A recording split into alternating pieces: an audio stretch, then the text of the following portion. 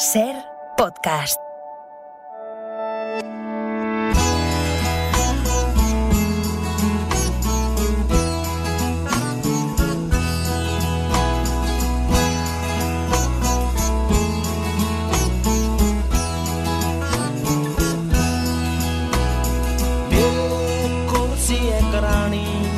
शायद मैं कहमा ओदे कोल सी मैं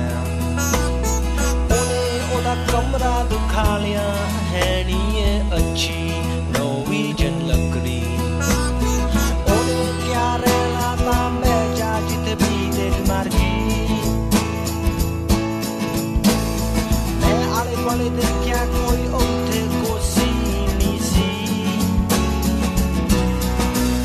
मैं तुई ते बह गया समा सोच के ओदी शराब पी के असी 2 बजे तक गल्लां कीतियां फे ओने क्या सौन दा समा हो गया। Ramón Lobo, ¿cómo va la espalda? Buenos días. Aquí estamos, llevando el peso de la humanidad. Es que pesa mucho la humanidad. Sí, sí. Sobre todo determinados humanos, ¿no? Sí, sí, sobre todo los de mi circuito. Bueno, oye, pero un tirón en la espalda lo tiene cualquiera, ¿no? Sí, sí, la verdad es que sí. ¿Qué es? ¿Es lumbago? Sí, una especie de lumbago. Es que todo me va a la espalda. ¿Te gusta el bourbon? No, me gusta. Escuchando los titulares. Sí, sí, yo soy más de ron. Era divertida la manera, divertida dentro de lo patético que es, ¿no? La manera de explicarlo. Luego hablamos un poco de esas negociaciones. Oye, pero tenemos varios lugares en Europa con citas electorales en donde la ultraderecha o campea a sus anchas o está ganando puestos. Sí, en Ucrania, en Hungría.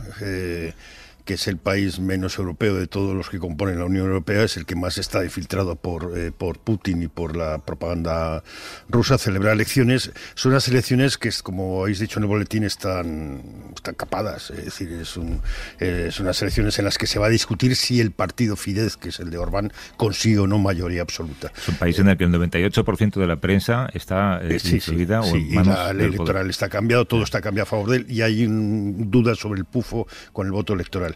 La oposición por primera vez se presenta unida, que eso es una gran novedad, presentan un solo candidato y después en cada distrito presentan un candidato, porque es una doble elección, donde se elige por distrito y por persona.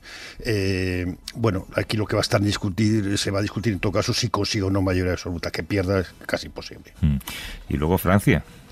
Francia la semana que viene, sí. Ahí Macron, que se ha estado dedicando a hablar con Putin y no ha hecho nada de campaña, a ver qué hace, ¿no? En principio es unas elecciones en las que se votará el mal menor es Macron. Se parece que Le Pen pasará a la segunda vuelta, que ahora se presenta con moderada gracias a Zemmour, que se ha estrellado en las encuestas porque es un cretino integral. Nuestro compañero Mathieu de Tallac, ¿no? La primera vez que la ultraderecha incluso tiene 2 opciones, ¿no? Sí, pero bueno, la de Zemmour está descabalgada porque ha dado... cuando tienes un exceso de exposición, el imbécil que llevas dentro suele salir a la palestra. Y después Mélenchon, que a mí no me gusta demasiado, me gusta su espacio, me gustan muchas cosas que dice y parte de su programa, pero él es un tipo muy soberbio, podría tener posibilidades, aunque está lejos de las encuestas, de entrar en la segunda vuelta. Si entrara en la segunda vuelta sería muy mala noticia para Macron.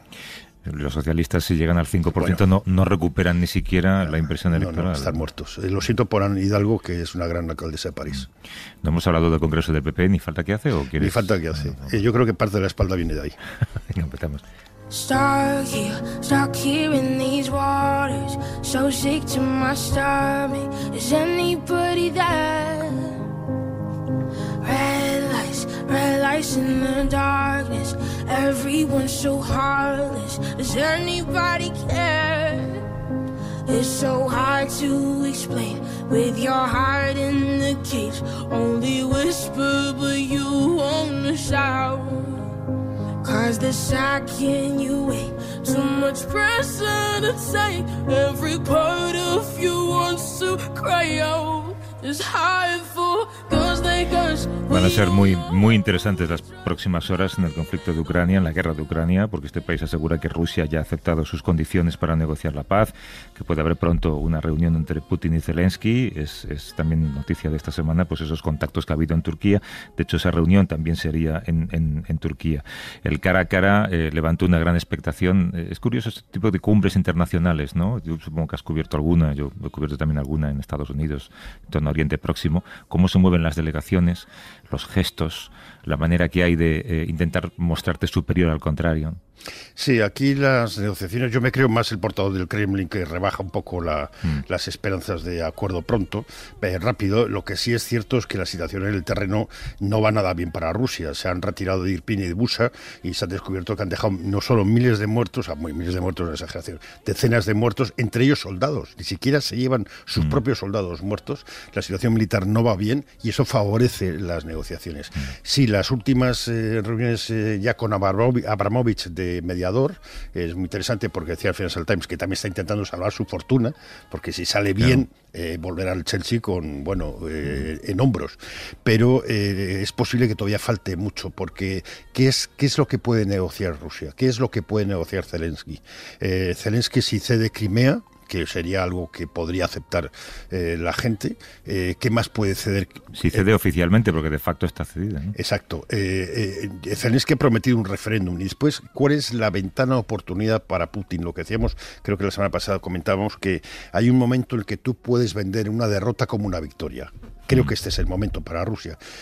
Si no, ya no puedes vender victoria, vas a vender derrota. Si Putin no tiene salida, no se va a ir de ahí.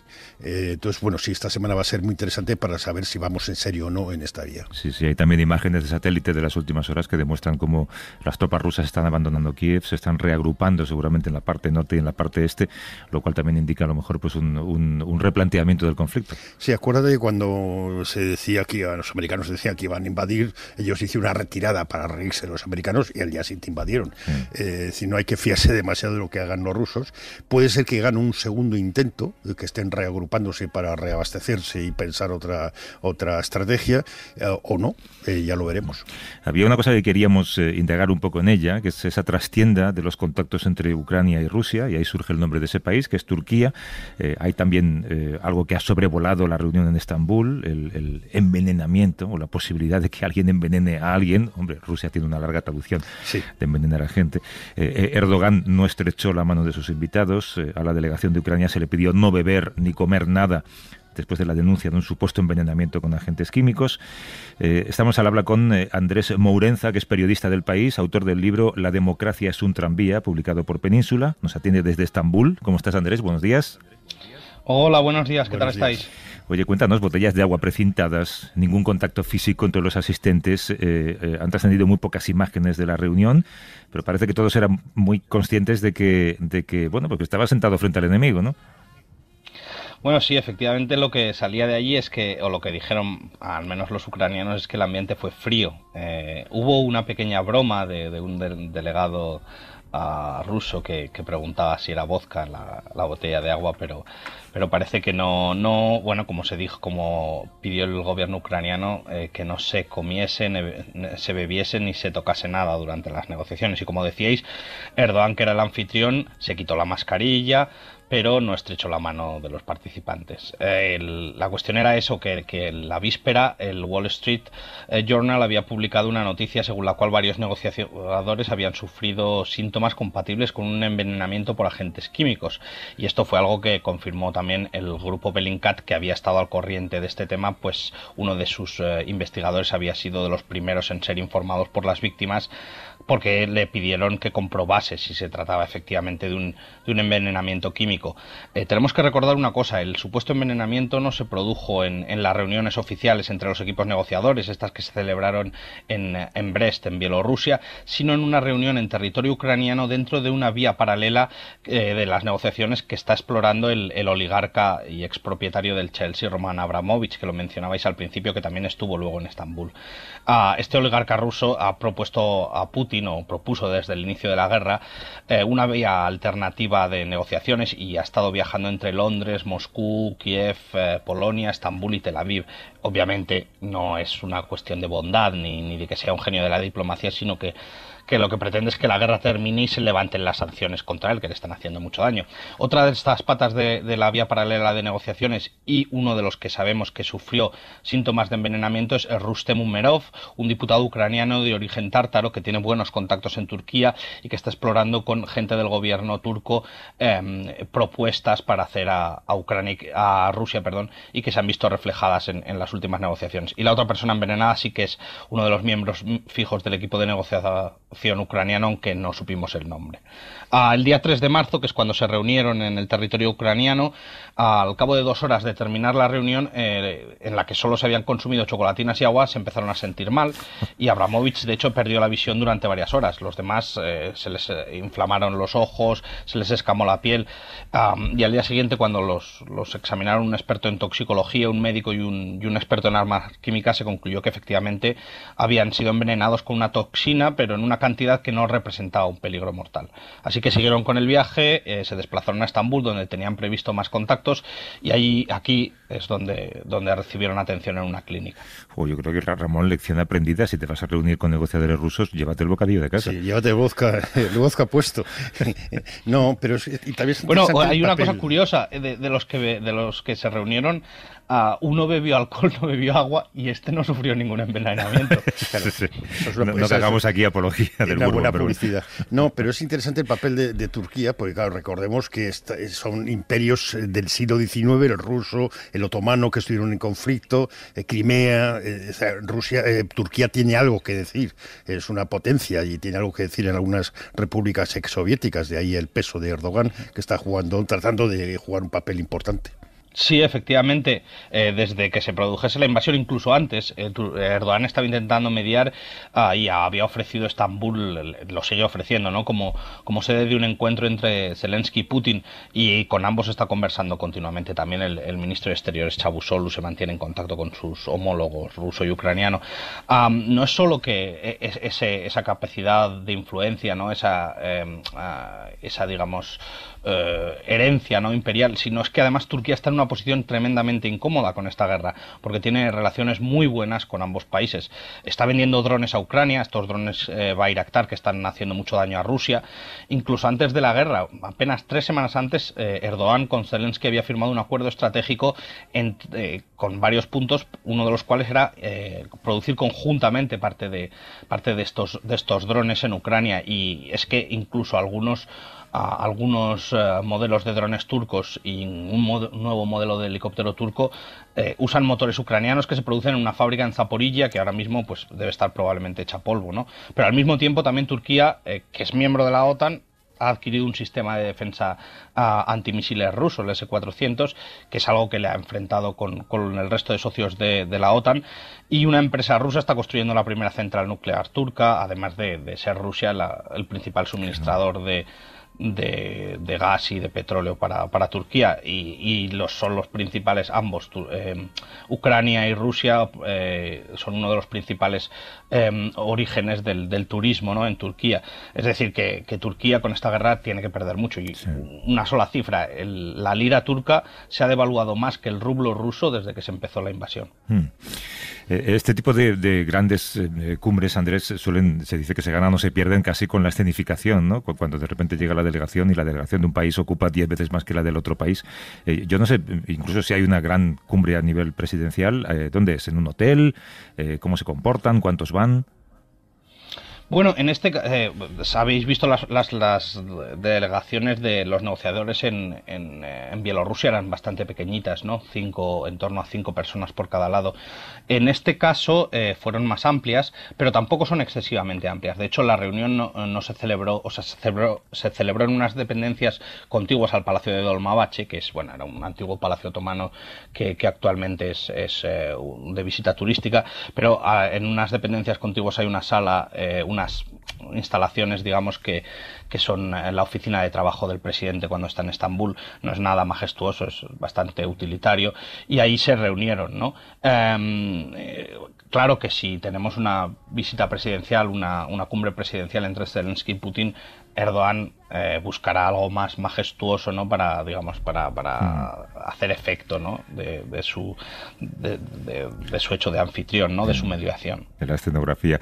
Andrés Mourenza, que es periodista del País, autor del libro La democracia es un tranvía, publicado por Península, nos ha atendido desde Estambul. Mil gracias, Andrés, por la conversación. Un abrazo fuerte. Gracias, Andrés. A vosotros, un buen fin de semana. Hasta luego. Mi nombre es Yamal, soy mozambiqueño. Hola, mi nombre es Mohamed Shubat, soy de Siria, del sur de Siria, de una guerra que lleva 11 años que no para, casi olvidada. Me llamo Ali Habib Rundasa, soy nacido en Etiopía, de Addis Abeba, de parte de Oromía. Llevo aquí en España unos 30 años. Me llamo Aladín, soy de origen palestino, he nacido en la Franja de Gaza, pues tengo 21 años. Yo he vivido 4 guerras, ¿vale?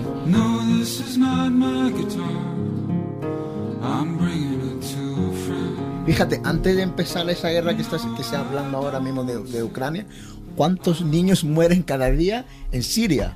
En otros países, pero eso no sale en la tele, es como... Sí, no les interesa. A ellos no les interesa saber de lo que está pasando en estos, por así decirlo, no solo en Palestina, en plan, en países no desarrollados de tercer mundo, pues a los países de primer mundo obviamente no les interesa lo que sucede ahí. El problema es del color, me parece, o de color o lo que sea, y la gente de Europa hoy por hoy lo que les interesa es dónde viene el material prima, por ejemplo el gas, el petróleo, el trigo, lo que les interesa es esto. Y la guerra de Etiopía se está olvidando. En Etiopía sí está, hay hoy por hoy, nadie que no lo sabe, es más de 18 millones de personas están con hambruna y mañana va a ser más. Yo creo que es por los intereses que tienen los económicos. Países. Sí, sobre todo, los intereses económicos que tienen los países. Como es el caso de Mozambique, ¿no, Yamal? Justo. En tu país, que hay un conflicto bélico ocasionado por los intereses económicos que Occidente tiene allí, ¿no? Exactamente. Yo diría hasta incluso que sí, la guerra que dices hay nivel y también tiene color. Tiene color, absolutamente.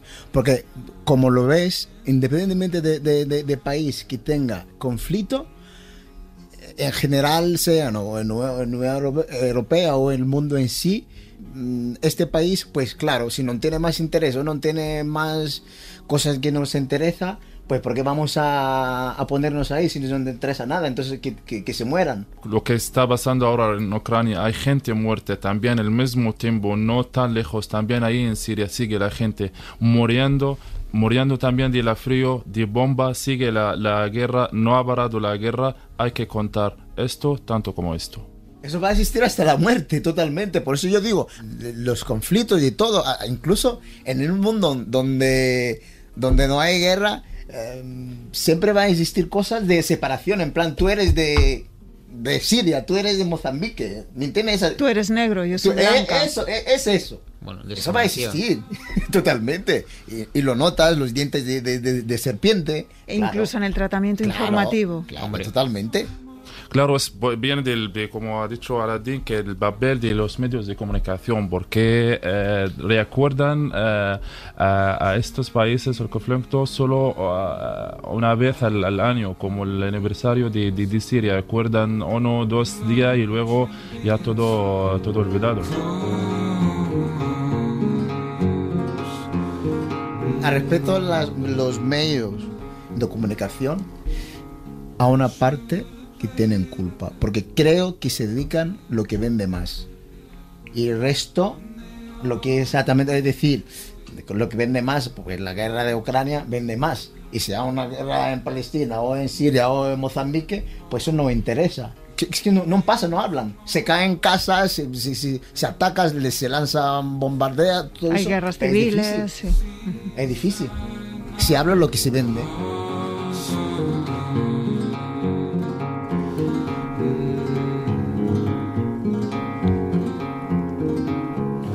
Las guerras tienen color, decía uno de los jóvenes a los que acabamos de escuchar. ¿Crees que la información que damos también tiene color, Ramón?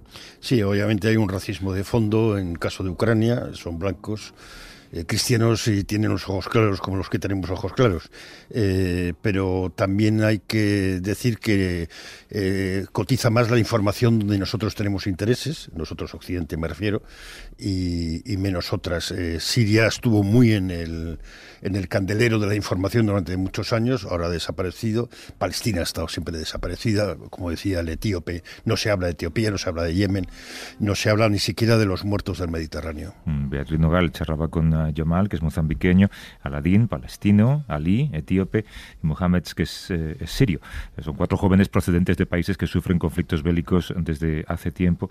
Incorpora a la conversación a un buen amigo del programa, que es el fotoreportero Javier Bauluz, premio Pulitzer de periodismo, junto a sus compañeros de AP por su trabajo periodístico en Ruanda.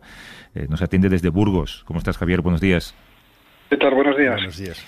Javier, hay conflictos que se sostienen informativamente en el tiempo y otros no. ¿Tú has conseguido encontrar una respuesta a por qué? Pues la verdad que no. Me parece incomprensible. Sobre todo cuando ya no solo es que son los conflictos, por ejemplo, los que habéis comentado ahora, ¿no? Sino hablando ya de a las puertas de Europa, ¿no? Toda la gente que está de distintos conflictos huyendo y que literalmente los maltratamos en nuestras propias fronteras europeas, ¿no? Basta ver en los principios de la guerra de Ucrania, pues cómo apaleaba la Guardia Civil y deportaba ilegalmente a cientos de chavales en Melilla, ¿no?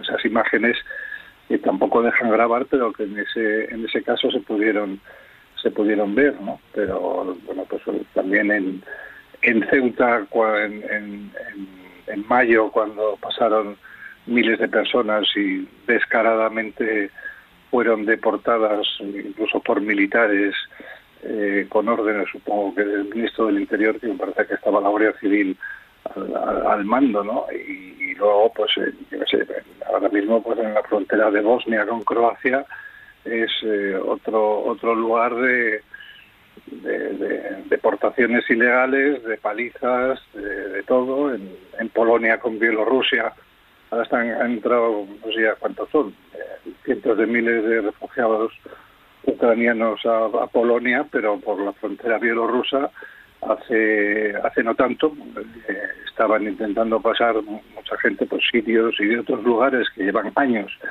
haciendo el viaje hacia Europa y muchos murieron de frío precisamente porque no los dejamos entrar. En Serbia con Hungría, que es otro lugar olvidado, ¿no? Por supuesto en el Mediterráneo, y en Grecia pues lo mismo, ¿no? Donde se está metiendo en balsas sin motor y dejando a la deriva a personas refugiadas que intentan cruzar, ¿no? Y los griegos las cogen, las meten y las echan al mar para que se ahoguen, o que para los turcos los rescaten, ¿no? Pues eso está en las puertas de Europa ahora mismo y no le estamos haciendo ni caso, ni los medios de comunicación, ni los gobiernos, ni nada. Y claro, la discriminación cada vez es más clara, ¿no? Pues los ucranianos, por supuesto que tienen derecho, pero los demás también, ¿no? Y, en fin, es patético realmente. Sí, se puede hacer un mapa entero, ¿no? de bochorno, sí. De bochorno humano, ¿no? Sí, después todo el mundo huye de conflictos y claro, no puedes pretender que regresen al lugar del que han huido donde se mantiene el conflicto. Si tú a los sirios les quitas Bashar al-Assad y el ISIS en el norte, volverían a Siria. Pero no resolvemos ningún conflicto, no somos capaces de resolver. Incluso el dinero de Frontex no es para resolver conflictos, es para que nos compren la seguridad nosotros mismos. Javier. Sí, vamos, así es. Somos millones de euros.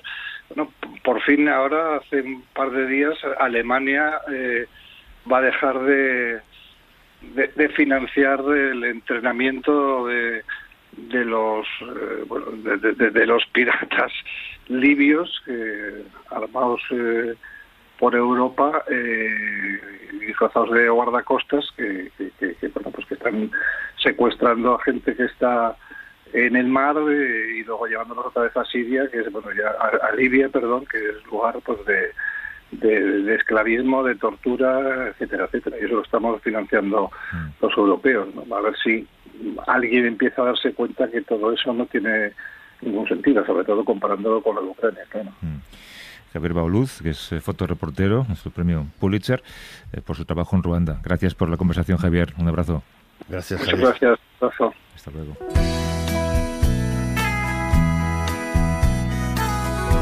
En el caso de Javier, en aquel conflicto en Ruanda, es curioso porque el conflicto en cierta medida se mantuvo vivo gracias a las fotos de los fotoreporteros. Era una época en la que una foto en la portada de un periódico de repente te daba un golpe en la conciencia. Yo creo que tanto tú como yo, como mucha gente, recuerda fotografías muy precisas de Ruanda, ¿no? Pero ahora, ¿cómo mantienes vivo un conflicto? Con tantos medios como tenemos.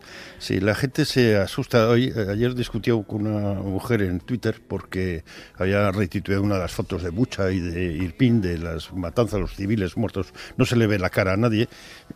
Claro, le parecía horroroso que se estén publicando estas fotos. Es que si no se publican, ¿en qué mundo vives? Hay un mundo real ahí fuera, donde la gente se ahoga, donde el mismo Mediterráneo, no, tú te bañas, hay gente que está muriendo, y hay gente que está muriendo en Yemen, y hay gente que está muriendo en Ucrania, y hay que mostrarlo. Ser Podcast. I thought it'd only be a moment, like a night of summer rain, but it's like a landslide of emotion every day. I've been trying to recover, I put you to the back of my brain. Now I'm just trying to remember you in the best way. Vamos a viajar a México. Una de las caras más crueles de ese país es la de las fosas clandestinas, pero lo que aún resulta más cruel es ver las imágenes de las madres de esos desaparecidos cavando en cualquier parte, a veces en mitad del desierto, en busca de los restos de sus hijos. Es una crisis humanitaria, es un drama colectivo, un problema enquistado. El otro día Ramón se hablaba de una fosa en Tijuana donde los forenses básicamente cuando entraron a una especie de casa abandonada estaban hasta las rodillas pisando cadáveres descuartizados, ¿no? Ese es otro conflicto olvidado, del que se habla poco, donde matan periodistas, donde hay más de 100.000 desaparecidos, que al año desaparecen unas 20.000 personas, son 54 todos los días, donde hay feminicidios y donde muchos de esos cuerpos desaparecen y quedan en fosas comunes y como decías tú, la imagen de las madres buscando casi con las manos los restos de sus hijos o de sus maridos es terrible. Nos atiende desde Ciudad de México la periodista del País, Elena Reina. ¿Cómo estás, Elena? Buenos días. Hola, ¿qué tal? Buenos días, Javier. Son 8 horas menos para ti, así que te agradezco la conversación, sí. Elena. Claro, si no hay cadáver, no hay crimen, creo que se dice en México, ¿no? Por eso hay tanto desaparecido. Claro. Sí, bueno, es uno de los motivos también el tema de la violencia, que bueno, aquí hay casi 100 homicidios al día, ¿no? Entonces a eso hay que sumarle los casi 100.000 desaparecidos que hay, los 54 al día que comentaba Ramón. Realmente sí, es un tema que, como comentaban, también no está tan contado, desgraciadamente se ha normalizado de alguna forma y es muy, muy triste. Y la foto es esa, ¿no? La de las mujeres, las madres, esposas o hermanas rascando la tierra, haciéndose expertas en forenses, ¿no? Peritos forenses y antropología, sí, peritos forenses, básicamente. En excavar y tratar de encontrar restos, ¿no? Hay un mapa, Elena, un mapa de la violencia, digamos. Hay zonas de México donde esa violencia es más permanente. Sí, hay zonas más violentas, pero realmente se da en todo el país. Es cierto que bueno, la escena de Tijuana se ha repetido, por ejemplo, esta semana en Tlajomulco, que es una ciudad realmente, pero sería como un Getafe, ¿no? Al lado de Guadalajara, que es una ciudad, pues bueno, conocida sobre todo por la Feria del Libro, ¿no? En español, una ciudad, la segunda ciudad más importante, más importante de México. Y pues realmente las fosas uno quizás se imagina que están en zonas recónditas del país, pero a veces están en las puertas de las casas, en terrenos baldíos, en jardines, y son las familias las que se dedican a buscarlos, a presionar a las autoridades, en general pues son los que están moviendo todo este tema y los que realmente consiguen que al final se identifiquen, que es el objetivo máximo, ¿no? El punto de los desaparecidos, que es un poco un eufemismo. La mayoría se entiende que están muertos y los familiares lo que hacen es buscarlos como sea, buscar sus cadáveres para poder descansar, ¿no? Para poder llorarlos y despedirse de ellos, sí. ¿Quiénes los hace desaparecer? ¿El narcotráfico, los distintos cárteles o hay más actores en juego? Bueno, es una pregunta un poco difícil de contestar porque realmente sí es el narcotráfico sobre todo, pero la relación entre el narcotráfico y las autoridades, sobre todo locales, es muy estrecha, ¿no? Entonces, no se sabe bien. En cualquier caso, tiene que haber pues una omisión de las autoridades. Por ejemplo, cuando vemos fosas de 40, 50 cuerpos, nos imaginamos para enterrar a tantísima gente tienes que, pues bueno, llevar muchísimos hombres, trasladar cadáveres, enterrarlos, se requiere demasiado. O sea, no es como que es algo que puedas hacer en silencio y que nadie lo haya visto, ¿no? O sea, si no son partícipes las autoridades en esto directamente, pues son omisas, por tanto, pues también tienen algo que ver. Entonces, realmente está todo mezclado. No se puede distinguir una línea clara entre el crimen organizado y las autoridades. En muchas zonas de México pasa algo así. Pero hay varios elementos en juego. Supongo que el primero de ellos es la impunidad, el saber que no hay, supongo que ni recursos ni interés por parte de las autoridades para ayudar a encontrar esos cadáveres, pero también debe ser la relación del país con la violencia. No sé si se ha normalizado esa relación. Visto desde aquí cuesta creer que no hay una especie de revolución popular contra esta escalada de violencia, ¿no? Sí, bueno, de hecho es lo que siempre cuando llegas a México es lo que piensas de en cualquier momento va a estallar, ¿no? Por los 43, ¿no? Estudiantes de magisterio que desaparecieron en 2014, todos pensábamos, bueno, ahora pues la gente, o sea, va a salir a las calles y esto es impensable, ¿no? Que suceda algo así, pero realmente una noticia macabra sucede a otra peor que la anterior y así sucesivamente. La verdad es que México desde hace unos años vive una situación violenta muy grave, sobre todo en algunas zonas, pero bueno, ya son muchas, o sea, no se puede decir que sea solo una, ¿no? Sí, realmente todo el mundo piensa ahora, realmente lo de los desaparecidos es una violencia un poco más silenciosa. Realmente las familias, se dice desaparecidos y es casi un eufemismo, ¿no? Porque es lo que decíamos, están muertos probablemente, pero al no tener el cadáver, al tener el cuerpo, pues no te da la sensación de, bueno, han matado a tantas personas. Y es una lucha casi de las familias en distintos rincones del país y es complicado entender cómo México asume estos niveles de violencia y de tragedia colectiva, que es lo que sucede con los desaparecidos. Da la sensación que el Estado es un Estado fallido en muchas zonas del país. ¿Qué hace el presidente aparte de dedicarse a revolver en el pasado y tratar de reformar las leyes electorales para seguir en el poder? Bueno, el presidente les ha prometido realmente que van a encontrar, por ejemplo, dónde están estos 43 desaparecidos estudiantes de magisterio, sí, también exacto, los de Ayotzinapa.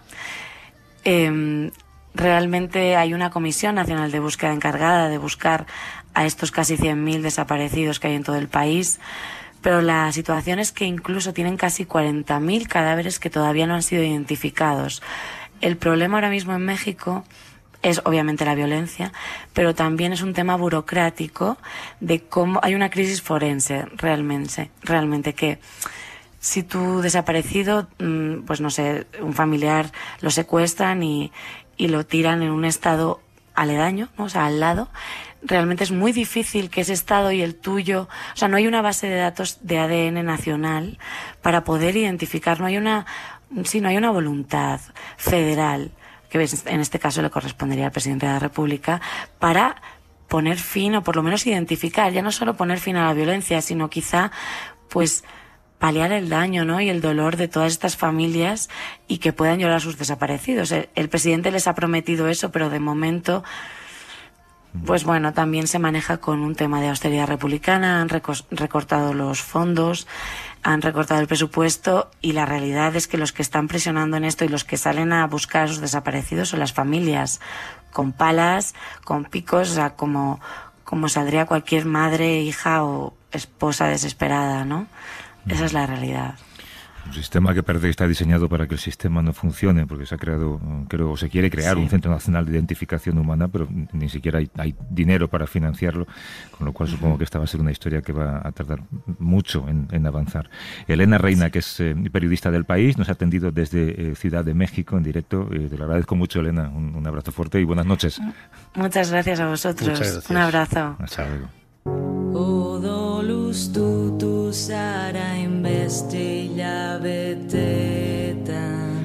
Es increíble pensar si has visto la última temporada de Narcos. Hay un policía que intenta resolver el asesinato de una joven en las calles, y entonces, para conseguir la identificación del ADN, pues contacta con la policía de San Diego, porque ellos no tienen ninguna manera ni ningún recurso de intentar encontrar el ADN. Pero claro, está fechado en los 90, o data de los 90, y fíjate, tantos años después, y siguen igual, siguen sin tener recursos para hacer una base de ADN, que es una cosa relativamente sencilla en un país moderno, ¿no? Ha faltado voluntad política, que no la hay. Yo estuve en Ayotzinapa cuando los desaparecidos, que el gobernador era del mismo partido de AMLO, luego AMLO se creó su propio partido, el presidente, y es una tragedia humana diaria, aparte de los periodistas asesinados. Bueno, hasta la semana que viene, Ramón. Esta es Ay Mamá en euskera. ¿En euskera? A ver.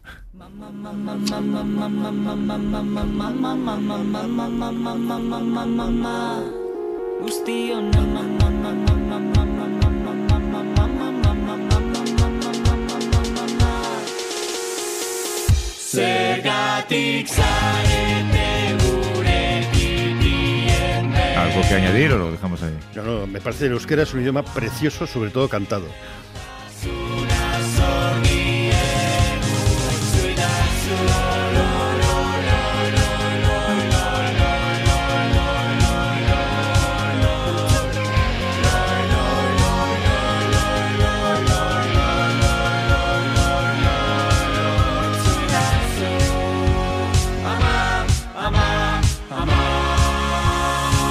Suscríbete a Vista de Lobo.